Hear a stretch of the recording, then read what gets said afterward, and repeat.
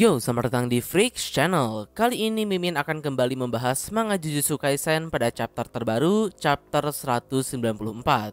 Oke, langsung saja. Pertama, seperti biasa, pada chapter sebelumnya pertarungan antara Maki dan Noritoshi melawan Naoya sudah masuk ke tahap berikutnya. Karena di sini Naoya telah berevolusi ke dalam bentuk sempurnanya. Dalam bentuk sempurnanya ini, Naoya memiliki beberapa kelebihan. Selain kapasitas dan output energi kutukannya yang bertambah besar, karena dalam bentuk roh terkutuknya ini Naoya juga masih bisa mempertahankan cukup banyak kesadaran dan egonya, maka dari itu Naoya masih bisa menggunakan teknik kutukan EPS-nya. Dan masih terkait dengan teknik kutukannya, berhubung kini tubuh Naoya berwujud roh terkutuk, Naoya pun tidak terbelenggu lagi dengan tubuh manusianya. Sehingga saat ini Naoya bisa mencapai kekuatan dan kecepatan yang tak bisa dicapai oleh dirinya ketika masih manusia dahulu. Dan yap, chapter pun ditutup dengan Naoya yang langsung pamer kecepatan barunya sekaligus langsung menabrak Maki, yang saking cepatnya Naoya kali ini Maki sendiri bahkan sampai tidak sempat untuk bereaksi dan kena telak oleh serangan Naoya. Tapi walaupun begitu, saat ini Maki sendiri masih belum tumbang. Nah, masuk pada chapter terbaru. Chapter kali ini berjudul Sakurajima Colony part keempat. Panel pertama dibuka tepat melanjutkan dari chapter sebelumnya. Setelah Maki dihantam tubuh Naoya dengan kecepatan tinggi, benar saja saat ini Maki masih belum tumbang. Di sisi lain, melihat kondisi Maki yang tersungkur seperti itu mengingatkan Naoya pada masa lalu mereka. Karena seperti yang kalian tahu, dahulu ketika masih di dalam klan, si Naoya ini sering membuli Maki karena tidak bisa menggunakan energi kutukan. Di sini Naoya juga sempat membicarakan tentang menjadi orang dewasa. Namun Maki berkata dengan nada menyindir kapan Naoya pernah dewasa. Tapi sayangnya di sini Naoya langsung mengcounter sindiran Maki tersebut dengan menyinggung Maizenian. Mendengar nama Mai terucap dari mulut Naoya, Maki pun langsung bereaksi. Hingga tak lama kemudian, Noritoshi pun datang membantu. Di sini dengan jumlah darah yang cukup banyak, Noritoshi berhasil memukul mundur Naoya. Melihat darah sebanyak itu, Naoya pun bertanya-tanya dari mana asal semua darah tersebut. Yang ternyata saat ini terungkap, Noritoshi mengalirkan darah yang ada di dalam tubuhnya keluar sembari terus mensirkulasikan darahnya itu kembali ke dalam tubuhnya. Sehingga dengan begitu Noritoshi tak akan kehilangan darah. Walaupun tentu saja mensirkulasikan darah secara manual seperti itu pastilah sangat melelahkan dan menguras tenaga. Sehingga ujung-ujungnya Noritoshi tetap akan mati karena kelelahan. Namun meskipun begitu, berikutnya Noritoshi pun berkata pada Maki kalau dirinya akan mengalihkan perhatian Naoya dan menyuruh Maki untuk kabur keluar dari koloni. Karena dalam situasi saat ini, keberadaan Maki yang tidak terikat oleh aturan The Cooling Game benar-benar sangat penting. Maka dari itu Noritoshi tak bisa membiarkan Maki terbunuh. Apalagi menurut Noritoshi saat ini beberapa organ dalam Maki terluka. Dan luka tersebut bukan suatu hal yang bisa disembuhkan dengan hanya beristirahat. Tapi di sini Maki pun menolak mentah-mentah perintah Noritoshi itu dan berkata kalau dirinya baik-baik saja. Mendengar jawaban tersebut, Noritoshi langsung menatap Maki untuk tidak perlu melakukan hal yang bodoh. Namun Maki kembali meyakinkan Noritoshi kalau dirinya akan baik-baik saja. Di sini Maki pun meminta Noritoshi mengulur waktu selama 5 menit untuk dirinya menyembuhkan diri. Mendengar kesungguhan dari Maki, Noritoshi pun tak memiliki pilihan lain selain percaya pada Maki. Dan yap, sebelum pertaruhan hidup mati mereka dimulai, Noritoshi pun bertanya pada Maki berapa kesempatan dirinya untuk menang. Dan Maki pun menjawab 2/8. Selanjutnya Maki pun meminta Noritoshi untuk tidak mati dalam 5 menit tersebut. Noritoshi menjawab kalau dirinya akan mencoba. Tapi Noritoshi pun lanjut bergumam sembari mengingat orang tuanya. Ia pun berkata kalau urusan hidup dan mati dirinya sudah tak penting lagi. Dan yap, duel antara Noritoshi melawan Naoya pun dimulai. Di sini Noritoshi langsung mengalihkan perhatian Naoya, yang mana di saat yang sama Maki langsung menghilang dari tempatnya berada.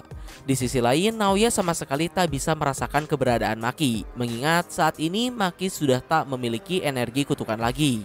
Pada momen tersebut Noritoshi juga sedang mengamati Naoya, yang mana di sana Noritoshi berkata kalau kecepatan Naoya saat ini benar-benar tak tertandingi, tapi di saat yang sama pertahanannya pun juga sangat tinggi.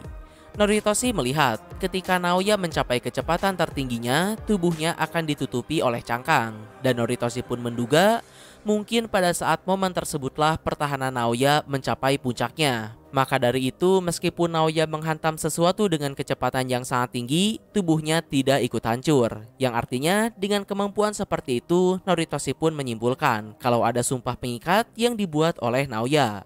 Sebagai ganti dari pertahanannya yang meningkat sangat drastis ketika dalam kecepatan tinggi, pertahanan dasar Naoya ketika dalam mode normalnya tidak akan terlalu kuat. Maka dengan begitu, Noritoshi pun menduga kalau tubuh terkutuk Naoya dalam mode normalnya rentan dan dapat ditembus oleh teknik kutukan darah milik klan Kamo. Yang terungkap, ternyata teknik kutukan darah ini merupakan racun bagi roh terkutuk. Maka dari itu, dengan begini tak heran mengapa klan Kamo dengan teknik kutukan manipulasi darahnya dianggap sebagai salah satu dari 3 klan besar penyihir Jujutsu. Sekedar informasi buat kalian yang teringat akan Choso, darah si Choso ini memang beracun, namun bukan karena teknik kutukannya, melainkan karena Choso merupakan setengah roh terkutuk. Maka dari itu, racunnya dapat bekerja pada seorang penyihir Jujutsu sekalipun, seperti Urame dan Naoya.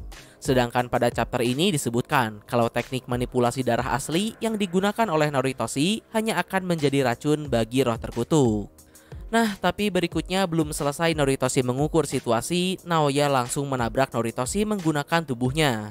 Noritoshi melawan balik dan mencengkram celah cangkang yang ada di tubuh Naoya dan menyemburkan darahnya yang merupakan racun itu langsung ke tubuh terkutuk Naoya. Naoya berhenti dan berhasil sedikit menghindarinya. Lalu ia pun langsung kembali melesat menuju Noritoshi. Sementara itu di sisi lain Noritoshi benar-benar tak menahan diri sedikit pun dan langsung mengeluarkan teknik tembakan darahnya dari jarak dekat dan sukses dengan telak mengenai Naoya. Namun sayang, ternyata Naoya masih bisa bertahan dan terus menyerang Noritoshi. Di sini Noritoshi pun tiba-tiba flashback tentang masa lalunya, sekaligus bergumam karena saat ini dirinya gagal menjadi pemimpin klan Kamo. Noritoshi pun takut kalau ibunya akan menyalahkannya karena gagal menjadi pemimpin klan, sekaligus kecewa karena Noritoshi juga tidak bisa membawa ibunya ke dalam klan.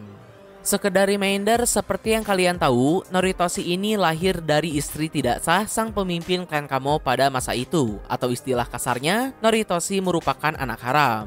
Namun karena Noritoshi mewarisi teknik asli klan Kamo, Noritoshi pun mau tidak mau harus jadi pemimpin klan Kamo berikutnya. Meskipun pada saat itu Noritoshi merasa keberatan, tapi demi melindungi ibunya, Noritoshi pun menyanggupi hal tersebut. Yang mana di saat yang sama, karena tekanan menjadi seorang pewaris klan sebesar klan Kamo, membuat Noritoshi menjadi pribadi yang fokus dan terus memaksakan dirinya untuk orang lain, khususnya ibunya sendiri.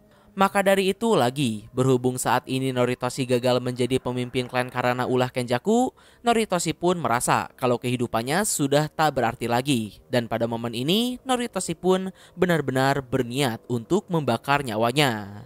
Di sini Naoya terus menyerang Noritoshi, sementara Noritoshi masih terus bertahan. Hingga akhirnya ketika Noritoshi hampir mencapai batasnya, muncul 2 orang penyihir Jujutsu tak dikenal join ke dalam pertarungan. Dan bisa dibilang untuk saat ini nyawa Noritoshi pun terselamatkan. 2 orang tersebut sendiri datang dengan berteriak sumo dan katana, yang artinya Mimin menyimpulkan yang satu merupakan seorang dukun sumo, sementara yang satunya lagi merupakan dukun samurai. Tak diketahui apa tujuan mereka masuk ke dalam pertarungan, yang jelas tak menguntungkan ini. Tapi menurut Mimin sih, kemungkinannya mereka berdua hanya ingin membuktikan siapa yang lebih hebat antara katana dan sumo. Jadi kita lihat saja di chapter yang akan datang apakah mereka akan menjadi rekan yang berguna, beban, atau malah menjadi musuh. Nah, mungkin kurang lebih itulah pembahasan Mimin pada chapter terbaru ini. Mohon maaf untuk kekurangan dan kesalahannya. Like, share, subscribe kalau suka. Komen bila ada kritik dan saran. Terima kasih telah menonton. Ciao.